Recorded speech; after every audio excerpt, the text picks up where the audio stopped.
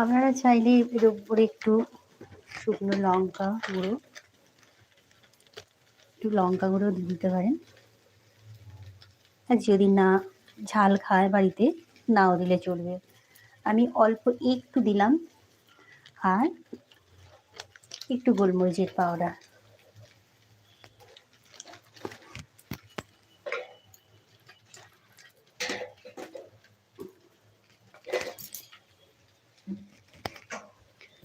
তুমি নির্মল করো মঙ্গল করে।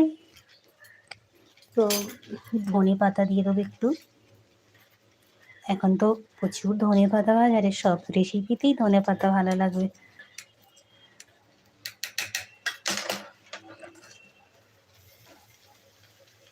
তো রেডি হয়ে গেল আজকের এই ভাজার রেসিপিটা। এটা তো খুব কম সময়ের মধ্যে ব্যাস অন্য অন্য রেসিপি